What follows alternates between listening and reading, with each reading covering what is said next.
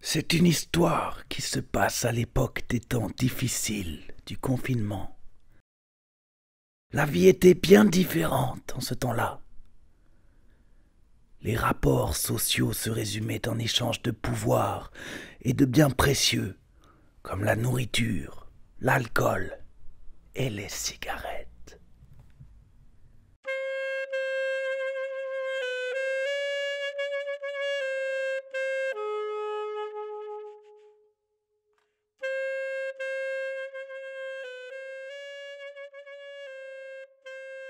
Chacun avait le contrôle de son quartier.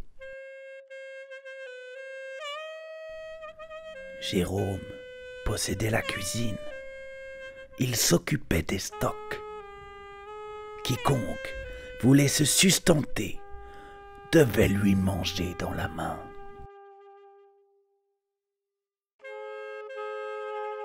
Anton gérait le salon, lieu de plaisir et de perdition. Quiconque voulait oublier devait s'adresser à lui. Alexis contrôlait le couloir et les escaliers. Quiconque avait besoin de se déplacer devait lui payer une taxe.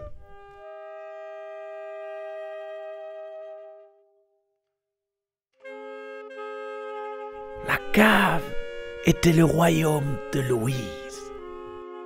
Elle le gérait d'une main de fer. Il ne fallait pas se fier aux apparences.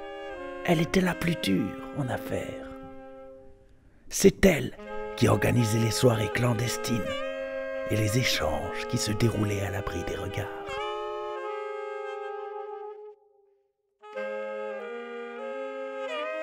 Sacha, quant à lui, possédait la salle de bain. La blancheur, la faïence et l'hygiène étaient ses attributs. Et quiconque avait du sang sur les mains devait s'adresser à lui. Et puis il y avait le Don Emilio. Il était mystérieux. Il sortait rarement de sa chambre et personne n'osait y entrer. En fait, tout bien réfléchi, personne n'est jamais entré. Il était Don Emilio.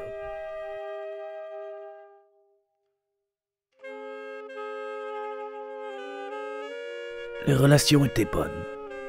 Ils avaient même réussi à établir un commerce fructueux avec Arturito, qui gérait un business dans une autre ville. Tout se passait bien. Un jour, pourtant, l'équilibre fut rompu. Quelqu'un en voulut plus. Toujours plus. Celui qui s'occupait de laver le sang sur les mains des autres allait bientôt devoir s'occuper des siennes. Don Sacha voulait avoir accès à la cuisine pour faire un apéro Skype, et Jérôme le gênait. Ce fut une évidence. Il eut une épiphanie.